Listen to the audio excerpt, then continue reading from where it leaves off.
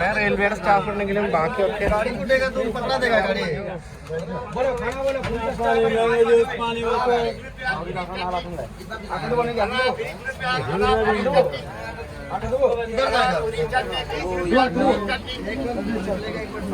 പിടിച്ചോ. കമോൺ പിടി. ഏത് വേണം? ചേച്ചി ഡബിൾ അണ്ട ബിരിയാണി എങ്ങനെ ഉണ്ടാകണാവോ? നമ്മൾ റെയിൽവേയുടെ അല്ല, പുറത്തെ ഒരു പ്ലാറ്റ്ഫോമിൽ നിന്ന് ഇറങ്ങിയിട്ടില്ല, അവിടെ നിന്ന് ഇങ്ങോട്ട് കൊണ്ടുവന്ന ഒന്നാണ്. ഇവർ പറഞ്ഞത് നല്ല ഫുഡാണ്, റെയിൽവേനെക്കാട്ടും നല്ല ഫുഡാന്നൊക്കെ പറഞ്ഞു. ഡബിൾ അണ്ട ബിരിയാണിയാണ്, ഡബിൾ അണ്ട ബിരിയാണി.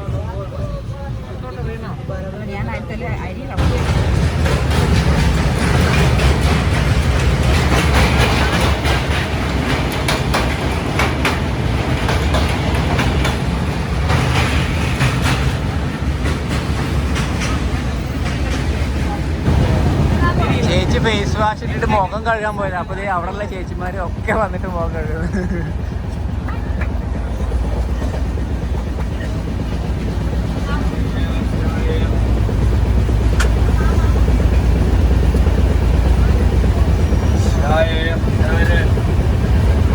കൊടുക്ക്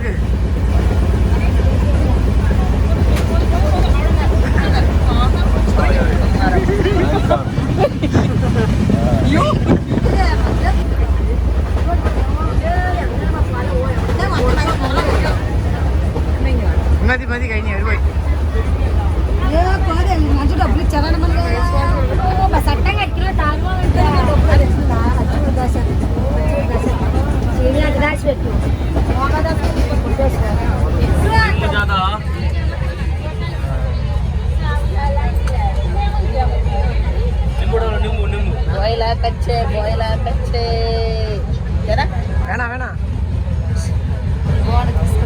വേണ്ട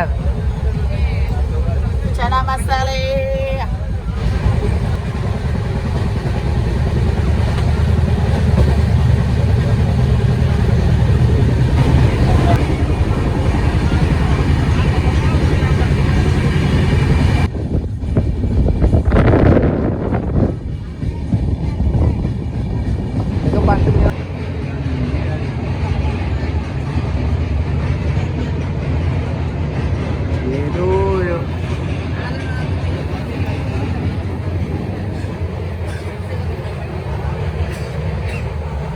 വണ്ടി സ്റ്റക്കായി.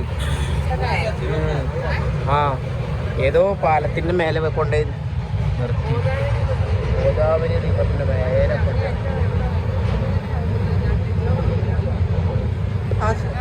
ചേട്ടൻ എണീറ്റോ? ഓ ഇങ്ങനെ ഇതിലൂടെ ഇറങ്ങിയിട്ട് കയറി വരുന്നല്ലേ. ഞാനും വിചാരിച്ചു എവിടെ പോകുന്നു. ആൾക്കാർ ഇതിൻ്റെ ഇടയിൽ കൂടെ നടക്കുന്നൊക്കെ ഉണ്ട്. കുറേ നേരമായിട്ട് ഈ പാലത്തിന്റെ മേലെ.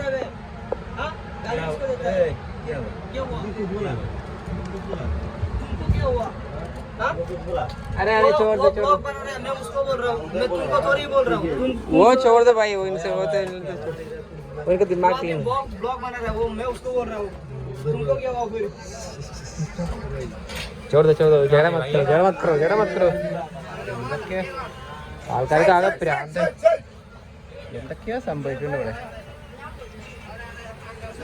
യാത്ര തുടങ്ങിയിട്ട് 24 മണിക്കൂർ പോലും ആയിട്ടില്ല. ആന്ധ്രാപ്രദേശിലെ വിജയവാഡ അടുത്ത് എത്താറായിട്ടുണ്ട്. അപ്പോൾ ഏതോ ഒരു വലിയൊരു പാലത്തിന്റെ ഗോദാവരി ബ്രിഡ്ജിന്റെ സൈഡിലാണ് തോന്നുന്നുണ്ട്. ഇവിടെ ചുറ്റും എന്തൊക്കെയാ നടക്കുന്നത്.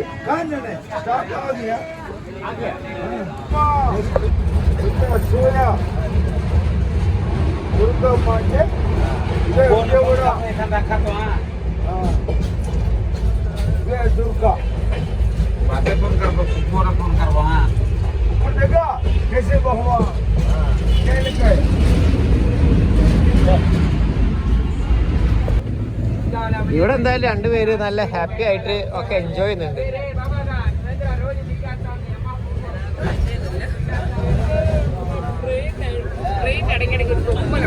എങ്ങനെയുണ്ട് മൊത്തത്തില്? ഒരു ദിവസം പോലെ ആയിട്ടില്ല കേട്ടോ. ഇന്നും 1.5 ദിവസം കൂടെ ഉണ്ട്. ഇപ്പൊ അങ്ങ് സെറ്റ് ആയില്ലേ?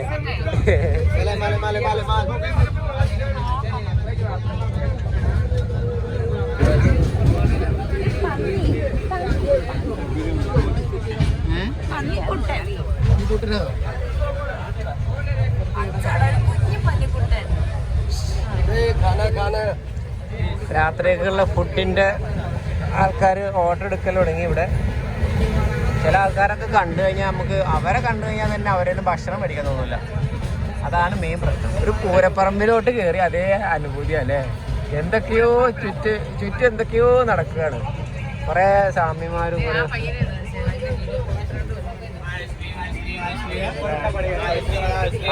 ആ പാൻ മസാല ഒക്കെ വായിലിട്ടിട്ട് ആ പറച്ചിലുണ്ടല്ലോ, കാണാ കാണാ കാണാ.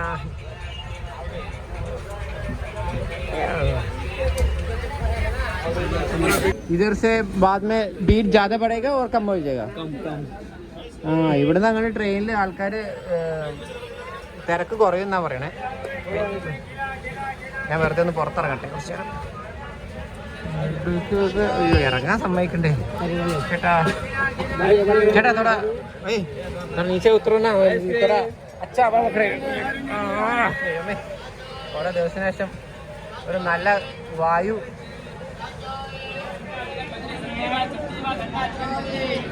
പഴം, ഓറഞ്ച്, മുന്തിരി, ഫുഡ് എന്തെങ്കിലും വേണോ? അവലോസ് പൊടിയാ? പഴം വേണോ? കേല കിട്ടുന്ന ഭയ്യ?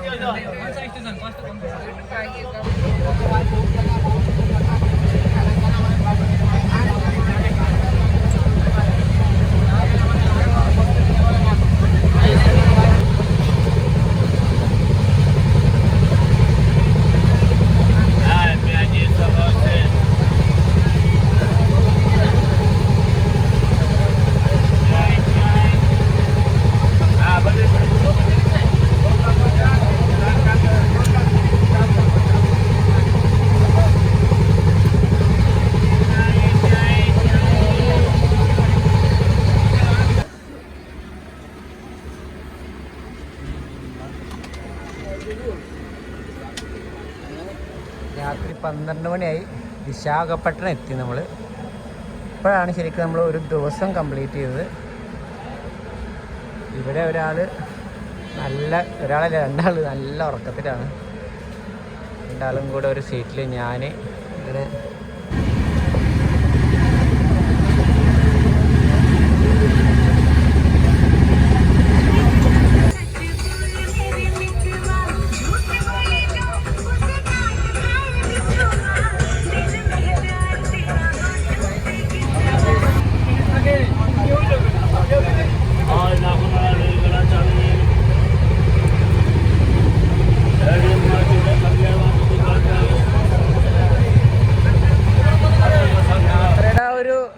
രസമൊക്കെ പോയിട്ടോ. ഭയങ്കര ദുരന്തമായിക്കൊണ്ടിരിക്കുകയാണ് ഇപ്പോൾ. ട്രെയിനകത്തുള്ളത് യാത്രക്കാരെക്കാട്ടിൽ കൂടുതൽ കച്ചവടക്കാരാണ്. ഒരു തരത്തിൽ ഇരിക്കാനോ നിൽക്കാനോ ഫുൾ ടൈം നമ്മുടെ ആ സീറ്റിനകത്ത് 3 ആളും കൂടെ ചുരുണ്ട് കൂടി കിടക്കേണ്ട ഒരവസ്ഥയാണ്. ഒന്ന് കാലൊന്നും നിവർത്താനോ ഒന്നും പറ്റുന്നില്ല. കുറേ റെയിൽവേയുടെ സ്റ്റാഫ് ഉണ്ടെങ്കിലും ബാക്കിയൊക്കെ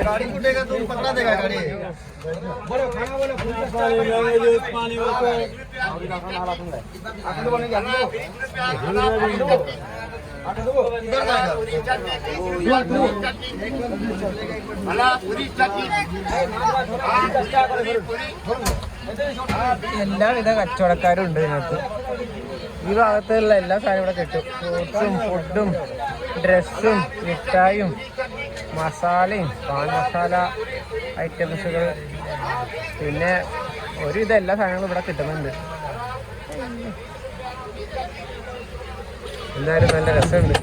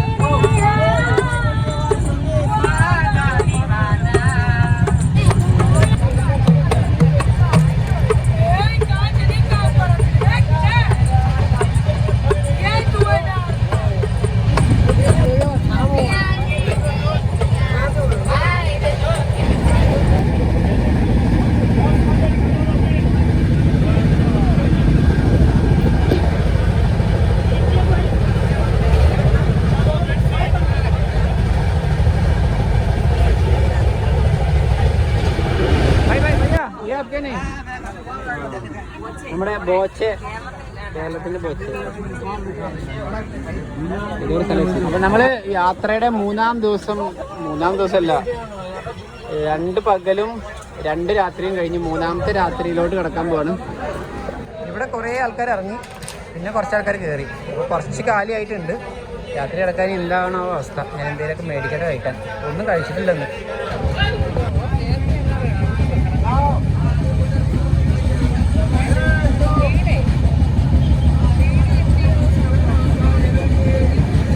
പിന്നാലെ നടന്ന് അവസാനം നമ്മൾ വെസ്റ്റ് ബംഗാളും കടന്ന് ആസാമിലോട്ടെത്തി.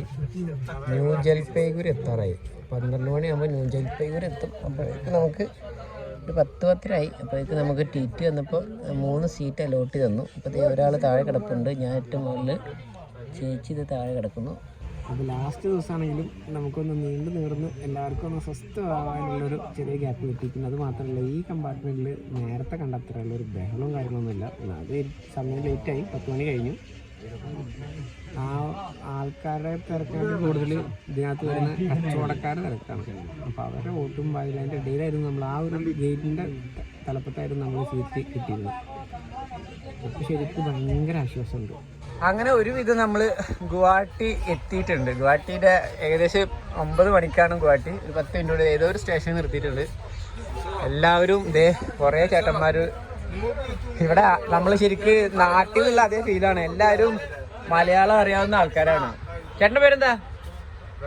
റഹ്മാൻ. രാജു. എല്ലാവർക്കും മലയാളം അറിയോ? എല്ലാവരും കേരളത്തിൽ നിന്നാണല്ലേ? ഈ വണ്ടിയിലുള്ള മിക്ക ആൾക്കാരും കേരളത്തിൽ നിന്ന് കയറിയിട്ട് ആസാം, വെസ്റ്റ് ബംഗാൾ ആ സൈഡിലോട്ടുള്ളതാണ്. അപ്പോൾ എല്ലാവരും പോകാനായിട്ട് റെഡിയായി നിൽക്കുകയാണ്. ട്രെയിനിൻ്റെ ശരിക്കും അവസ്ഥ എന്ന് പറഞ്ഞു കഴിഞ്ഞാൽ 3 ദിവസം ആൾക്കാർ പിടിച്ചു വെച്ച് നിന്ന എല്ലാ കച്ചറയും 3ാമത്തെ ദിവസം ഫുള്ള് കൊണ്ടുപോയി തട്ടിയിട്ട് ടോയ്ലറ്റും ബാക്കി കാര്യങ്ങളും ഒക്കെ അലമ്പാണ്. ഇവിടുന്ന് നമ്മൾ നേരത്തെ നിന്ന ഭാഗങ്ങളൊക്കെ പോയി കണ്ടു കഴിഞ്ഞാൽ ഭയങ്കര അലമ്പാട്ടോ. എന്തായാലും കൂടെയുള്ള ആൾക്കാർ കട്ടക്ക് നിന്ന കാരണം നമ്മൾ ഏകദേശം ഇവിടെ എത്തി. യാത്ര നല്ലൊരു അനുഭവമാണ്. യാത്ര ചെയ്താലേ അറിയത്തുള്ളൂ. നല്ലതുകൊണ്ട് ചിന്തയുണ്ട്. ഇതായിട്ട് എടുക്കുകയാണെങ്കിൽ ടെൻഷൻ സ്ലിപ്പിലെടുത്താൽ എല്ലാം ടെൻഷനാണ്. ഇതൊരു എക്സ്പീരിയൻസ് അല്ലേ. പിന്നെ ജീവിതത്തിൽ അവർ പാഠം പഠിച്ചു. നമ്മുടെ ലൈഫ് നാട്ടിലുള്ള ഒരു ഭയങ്കര ലക്ഷറി അല്ലേ.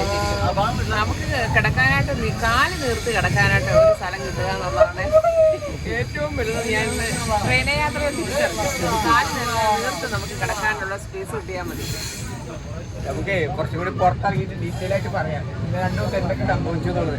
എന്തായാലും നമ്മൾ ഒരു ലോക്കൽ ടിക്കറ്റ് എടുത്തിട്ട് കയറി. ആദ്യം കേരളത്തിൽ നിന്ന് ഇങ്ങോട്ടൊരു 500 രൂപ വെച്ചിട്ട് അടുത്തിടക്ക് ഫൈൻ കൊടുത്തു. പിന്നെ ഇന്നലെ രാത്രി ഇങ്ങോട്ട് മാറി കിടക്കാൻ വേണ്ടി വീണ്ടും TTക്ക് ഒരു 500 കൊടുത്തു. അങ്ങനെയാണെങ്കിലും ഏകദേശം എന്തായാലും പിന്നെ സീറ്റും കാര്യങ്ങളൊക്കെ കാലിയായി.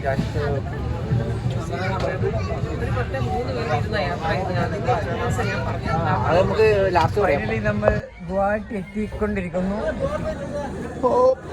കുറെ കാലത്തിന് ശേഷം വീണ്ടും ആസാമിൽ കാലുകുത്തി ഗുവാഹട്ടി എത്തിയിട്ടുണ്ട്. ഇറങ്ങണില്ലേ? ആ ഗുവാഹട്ടി എത്തി. വാ ഇറങ്ങാം. ഇല്ലേ? ശരി, ടാറ്റാ, ബൈ ബൈ, शुक्रिया, थैंक यू. हम लोग भी आ गया और 8 किलोमीटर है. 8 किलोमीटर यहाँ से. हाँ ठीक है. गाँव जाके आराम करो. तुम्हारा चैनल पे सब्सक्राइब कर दिया ना? हाँ. पूरा वीडियो देखेगा, लाइक करेगा, फॉलो करेगा. सब्सक्राइब तो ऑलरेडी किया है. आप लोग उतर गए ना? नहीं अभी उधर गुवाहाटी आएगा ना. ये गुवाहाटी नहीं है, ये कामाख्या है. പ്ലാനിലൊരു ചെറിയ മാറ്റം. നമ്മൾ ഗുവാഹട്ടി ഇറങ്ങാതെ നേരെ കോഹിമ പോവാണ്. കോഹിമ അല്ല, ദിമാപൂർ പോവാണ് ഈ ട്രെയിനിൽ തന്നെ. അപ്പോൾ ദിമാപൂർ ചെന്ന് ഇറങ്ങിയിട്ട് അവിടുന്ന് പിന്നെ ബസ് ഓടിച്ചിട്ട് കോഹിമ പോകണം. അപ്പോൾ ഈ ഗുവാഹട്ടി ടൗൺ എന്ന് പറഞ്ഞാൽ കുറച്ച് അത്രയൊരു നമുക്ക് ഒരു ദിവസം സ്റ്റേ ചെയ്താലും പുറത്തിറങ്ങി കാണാൻ മാത്രമുള്ള കാഴ്ചകളോ. അതിനുശേഷം പിന്നെ അവിടുത്തെ ഒരു ആംബിയൻസും വലിയ സുഖം ഉണ്ടാവില്ല. അപ്പോൾ കോഹിമ പോവാണെങ്കിൽ, നാഗാലാൻഡിലെ കോഹിമ പോവാണെന്നുണ്ടെങ്കിൽ അവിടുത്തെ ഒരു ആംബിയൻസ് കുറച്ചുകൂടി നീറ്റ് ആൻഡ് ക്ലീൻ ആയിട്ടുള്ള സിറ്റിയാണ്. പിന്നെ നമുക്ക് റൂം എടുത്ത് ഒന്ന് ഫ്രഷ് ആയിട്ട് പുറത്തിറങ്ങി നടക്കാനും ബാക്കി കാര്യങ്ങൾക്ക് നല്ല കാഴ്ചകളൊക്കെ കാണാൻ പറ്റും. കാലത്തെ ബ്രേക്ക്ഫാസ്റ്റ് അവല് വിളയിച്ചത് കടല. ലിസി ചേച്ചിയോട് നന്ദി പറഞ്ഞുകൊണ്ട് നമ്മൾ വീണ്ടും യാത്ര. ലിസി ചേച്ചിയോട് നന്ദി പറഞ്ഞുകൊണ്ടേ ലിസി ചേച്ചി തന്നു വിട്ടതാണ് കടലയും ഇതൊക്കെ. അപ്പോൾ താങ്ക് യു ഭയ്യ. ബൈ. Okay bye tata. ആറാം കറോ ഗുവാഹട്ടി എത്തി. എല്ലാവരും ഇത് ഇറങ്ങാണ്. ഇപ്പോൾ ട്രെയിൻ മൊത്തത്തിൽ കാലിയാവാനാണ് സാധ്യത.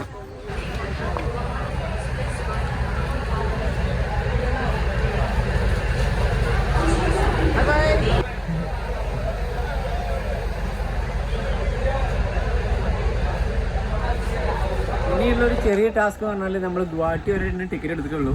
ഇവിടെ ദിമാപൂർ വരെ ടിക്കറ്റ് നമ്മൾ എടുത്തിട്ടില്ല. അപ്പോൾ ഇവിടുന്ന് നമ്മൾ സ്റ്റേഷനിൽ നിർത്തിയിട്ട് ടിക്കറ്റ് എടുക്കാൻ വേണ്ടിയിട്ട് ഓടിക്കഴിഞ്ഞാൽ അതും പ്രശ്നമാണ്. അപ്പോൾ ടി ടി വരുമ്പോൾ എന്തായാലും ചിലപ്പോൾ അതിനും കൂടി ചെറിയൊരു ഫൈൻ കൊടുക്കേണ്ടി വരും. പിടിച്ചു കഴിഞ്ഞാൽ ഇനി വരാൻ സാധ്യതയില്ല. പക്ഷെ അവിടെ നേരത്തെ നമ്മൾ ചോദിച്ച ആൾ പറഞ്ഞപ്പോഴേ ആൾ പറഞ്ഞത് അവർക്ക് ഗുവാഹട്ടി വരെ ടിക്കറ്റ് അവർക്ക് ഇതുള്ളൂ എന്ന് പറഞ്ഞു. ഗുവാഹട്ടിയിൽ നിന്ന് അങ്ങോട്ടുള്ള പിന്നെ എക്സ്റ്റെൻഡ് ചെയ്യാൻ അവിടെ നിന്ന് അടുത്ത ടിക്കറ്റിന് കാണാൻ പറഞ്ഞു. ചിലപ്പോൾ വീണ്ടും ഒരു ചെറിയ ഫൈൻ കൊടുക്കേണ്ടി വരും.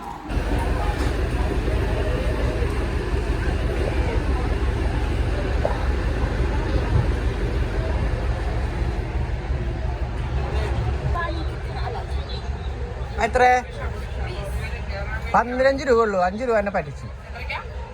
തണുത്തതാണോ?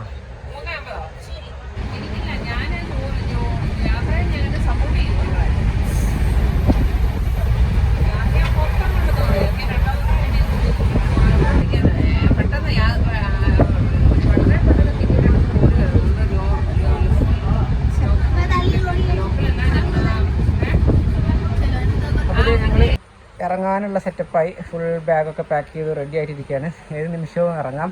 ട്രെയിൻ മൊത്തം കാലിയായി. ഇതുവരെ നമ്മൾ കണ്ട ആ തിരക്കും കാര്യങ്ങളൊക്കെ പോയി ഞങ്ങൾ ഒറ്റക്കായി. ഈ ഒറ്റക്കാവുന്നതും ചെറിയൊരു ഡേഞ്ചർ സാധനമാണ് കേട്ടോ. ഇതുപോലെ സമയങ്ങളിലേ ലാസ്റ്റ് സ്റ്റേഷനിലൊക്കെ ഒറ്റപ്പെടില്ലേ, അത് ശരിക്കും ഒരു ഡേഞ്ചർ സാധനമാണ്. നമ്മൾ മൂന്നാളുള്ള കാര്യം കുഴപ്പമില്ല. ഞാനൊരു ഇത് പറഞ്ഞതാ. നോർമലി ഒറ്റക്കൊക്കെ യാത്ര ചെയ്യുന്ന ആൾക്കാർക്കേ എല്ലാം കേൾക്കുന്നുണ്ടോ?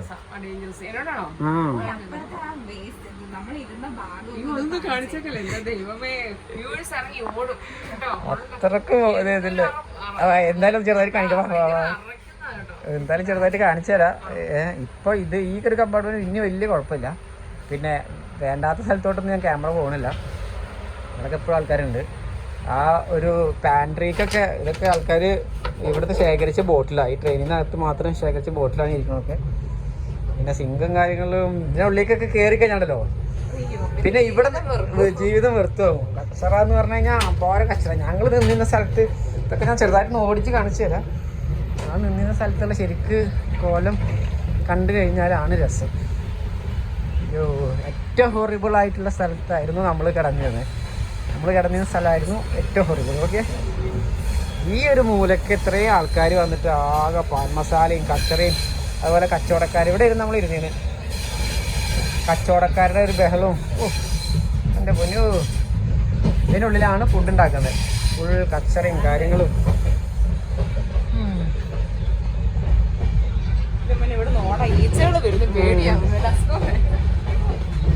ഇപ്പൊ നമ്മൾ ഇതിനകത്ത് അനുഭവിക്കുന്ന ഏറ്റവും വലിയ പ്രശ്നമാണ് സ്മെല്ലാണ്. ആ ടോയ്ലറ്റിൽ ആൾക്കാർ 2-3 ദിവസമായിട്ട് ശരിക്കും ടോയ്ലറ്റൊന്നും പോവാതെ അവസാനം ഒരു നിവൃത്തിയില്ലാണ്ട് കയറി അങ്ങ് മെഴുകാൻ തുടങ്ങി.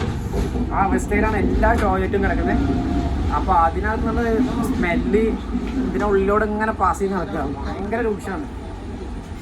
അപ്പം എന്തായാലും ദുരന്താണ് ദിബ്രുഗഡ് വിവേക് ശരിക്ക് ദുരന്തം എക്സ്പ്രസ് എന്നുള്ള പേരിൽ അറിയപ്പെടേണ്ടി വരും. കാരണം കറക്റ്റായിട്ടുള്ള ക്ലീനിങ് ഒന്നുമില്ല. പല സ്റ്റേഷനിൽ നിർത്തുമ്പോഴും പല ട്രെയിനും നമ്മൾ ഇടയ്ക്കിടയ്ക്ക് ഒന്ന് ക്ലീൻ ചെയ്യാറും വെള്ളം റീഫിൽ ചെയ്യാറും അങ്ങനെയുള്ള വാഷ്റൂം കാണിക്കേണ്ടതാണ്. നാണക്കേടാണ്. നാട്ടുകാർ അറിയൊക്കെ അവസ്ഥയിലാണ് പോയത്.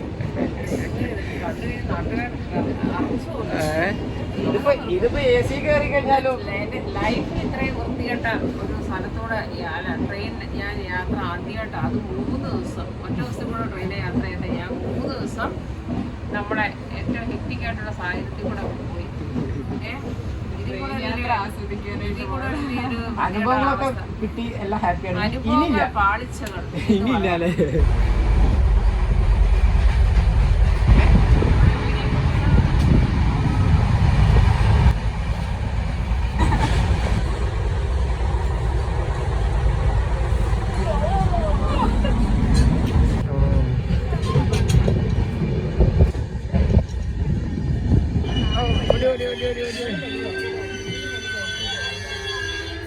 ഫ്ലാറ്റ് റൂമിനായിട്ട് കുറച്ച് ഹൈറ്റിലാണ്. നോക്കി ഇറങ്ങിക്കോ. കണ്ടാ പിടിക്കാം. കവറാണ്.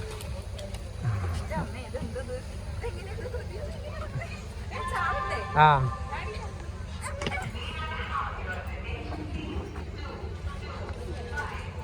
നമ്മളങ്ങനെ നാഗാലാൻഡിൽ കാലുകുത്തി.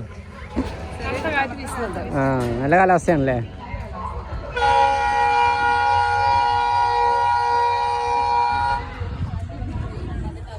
ട്രെയിനിൻ്റെ കോലം ശരിക്ക് അകത്തേനാട്ടിയും കഷ്ടമാണ് പുറത്തല്ലേ. നോക്കി നോക്കിയേ ഫുള്ള് ആ അതുപോലെ ആ തുപ്പിയതിൻ്റെ ഒക്കെ പാടനഷ്ടം കൂടുതൽ കൊടുത്തു. അങ്ങനെ സേഫായിട്ട് ഞങ്ങൾ നാഗാലാൻഡിലെ ദിമാപൂർ എത്തിയിട്ടുണ്ട്. ഇനി ഇവിടുന്ന് നേരെ ബസ് പിടിച്ചിട്ട് കോഹിമ പോകാനാണ് പ്ലാൻ. അപ്പോൾ എന്തായാലും ഇനിയുള്ള വിശേഷങ്ങൾ അടുത്ത എപ്പിസോഡിൽ കാണിക്കാം. അപ്പോൾ അവിടുന്ന് കണ്ട് ഗുവാഹട്ടിയിൽ നിന്ന് കണ്ട് ടിക്കറ്റ് ഉണ്ടാവില്ല. ഒരു 700 രൂപ വീണ്ടും ടിക്ക് കൈക്കൂലി കൊടുത്തിട്ടാണ് അവിടുന്ന് ഇങ്ങോട്ട് വരെ എത്തിയത്. ഇനി ഇവിടുന്ന് വല്ല ടി പിടിച്ച് കഴിഞ്ഞാൽ കാണിക്കാൻ ടിക്കറ്റ് ഇല്ല. അത് ഗുവാഹട്ടിയുടെ ടിക്കറ്റുള്ളൂ. അപ്പോൾ എന്തായാലും 1890 630 രൂപ പെർ ഹെഡ് ലോക്കലിന് നമ്മൾ ഒരാൾക്ക് ചാർജായി. അതുകൂടാതെ ഒരു 500 രൂപ കേരളത്തിൽ നിന്ന് ഗുവാഹട്ടി വരെ ഫൈൻ അടച്ചു. പിന്നെ ഗുവാഹട്ടി എത്താണ്ട് മുന്നേ നമ്മൾ ടിക്ക് ഒരു 500 രൂപ കൊടുത്തു. പെർ ഹെഡ് 1500 കൊടുത്തു. പിന്നെ 500 കൊടുത്തു. പിന്നെ 700. അങ്ങനെ മൊത്തം ഒരു 1600 രൂപ ഒരാൾക്ക് എക്സ്പെൻസായി. നമ്മൾ എക്സ്പെൻസിൻ്റെ കാര്യമല്ല മെയിൻ പറയണത്. നമ്മൾ AC ടിക്കറ്റ് എടുത്തിട്ട് ക്യാൻസലായിപ്പോയി. പിന്നെ ഒരു വാശിപ്പുറത്ത് അവിടെ നിന്ന് കഴിഞ്ഞാൽ പ്ലാൻ കോളായിപ്പോവും. ഇപ്പോഴും നമ്മളവിടെ നിന്ന് കയറിയിട്ടുണ്ടാവില്ല. തക്കാളി കിട്ടാനും ബാക്കി കാര്യങ്ങൾക്ക് വേണ്ടി വെയിറ്റ് ചെയ്യണമെങ്കിൽ. അങ്ങനെ അതുകൊണ്ട് കയറിപ്പോന്നാണ്. ഇതാണ് ദിമാപൂർ റെയിൽവേ സ്റ്റേഷൻ. പറയും യാത്ര ഒരു നല്ല അനുഭവം തന്നെയായിരുന്നു. അതിനകത്ത് കയ്പ് നിറഞ്ഞതും മധുരമാണെങ്കിലും അനുഭവം തന്നെയാണല്ലോ. അനുഭവിക്കുമ്പോ ഒക്കെ നല്ല സുഖമാണ്. പക്ഷെ ഇനി ഞാൻ വഴിക്കില്ല. യാത്രാനുഭവങ്ങൾ എപ്പോഴും അനുഭവിച്ച് തന്നെ അറിയാം. പക്ഷെ ഇനി ഞാൻ വഴിക്കണ്ട. ട്രെയിനിൽ കുറച്ചുകൂടെ കംഫർട്ട് സോണിൽ വരുന്നതായിരിക്കും ഇപ്പോഴും നല്ലത്. ഇപ്പോൾ നമ്മൾ വന്നത് പെട്ടെന്ന് വെയിറ്റിംഗ് ലിസ്റ്റിൽ നമ്മൾ നേരെ ജനറലിൽ കയറി. അവിടുന്ന് പിന്നെ സ്ലീപ്പറിലോട്ട് മാറി. അപ്പോഴും അതിൻ്റെ ആ കാറ്റഗറി ഒന്നും മാറുന്നില്ല. സത്യത്തില് ജനറൽ ആണെങ്കിലും സ്ലീപ്പർ ആണെങ്കിലും ഒക്കെ ഏകദേശം സെയിമാ. പിന്നെ ഇച്ചിരി മെച്ചുള്ള AC-ലാ. അതും വലിയ മെച്ചുണ്ടെന്ന് പറയാനില്ല. AC-ല് കുറച്ചുകൂടെ ഇത് എല്ലാത്തരം പൊല്യൂഷനും ഉള്ള ഒരു യാത്രയായിരിക്കും. ആൾക്കാരുടെ ക്രൗഡ്, യാത്രക്കാര് എല്ലാം കൊണ്ട് നമുക്കൊരു കംഫർട്ട്. അപ്പൊ ഇനി വരുന്ന ദിവസങ്ങളിൽ നമുക്ക് നോർത്ത് ഈസ്റ്റിന്റെ കാഴ്ചകളും ഭംഗികളൊക്കെ ആയിട്ട് പോവില്ലേ നമ്മൾ യാത്രാനുഭവം. അപ്പോൾ ദുരന്തപൂർണമായ യാത്രയാണെങ്കിലും നമ്മൾ ഏകദേശം നമ്മൾ വിചാരിച്ച ആ ഒരു രീതിയിൽ എത്തിയിട്ടുണ്ട്. അവിടെ നിൽക്കുകയാണെങ്കിൽ ആലോചിച്ച് നിൽക്കുകയാണെങ്കിൽ ഇപ്പോഴും കുറേ ദിവസം ഇനി പൊക്കോട്ടും സമയം പോകത്തേ ഉള്ളൂ. അപ്പോൾ ഇവിടെ എത്താൻ പിന്നെ സമയം ലേറ്റ് ആകും. അപ്പോൾ ഒരു കാര്യം ഒരുപാട് ആലോചിക്കാതെ ഇറങ്ങുന്നതായിരിക്കും. ആലോചിച്ച് തന്നെ നമ്മളത് സ്ട്രഗിൾ ചെയ്യും. അതിലും ഭേദം ആ സമയം കൊണ്ട് നമ്മൾ വേറെ എന്തെങ്കിലും വഴി കാണും അല്ലേ. കുറച്ച് ദൂരം താണ്ടിക്കുന്നു. അപ്പോൾ എന്തായാലും ഇനി വരുന്ന ദിവസങ്ങളിൽ നമുക്ക് നോർത്ത് ഈസ്റ്റിൻ്റെ ബാക്കി വിശേഷങ്ങളും കഥകളും അവിടുത്തെ അനുഭവങ്ങളൊക്കെ വെച്ച് വരാം. അതുവരെ ബൈ ബൈ, ടാറ്റാ.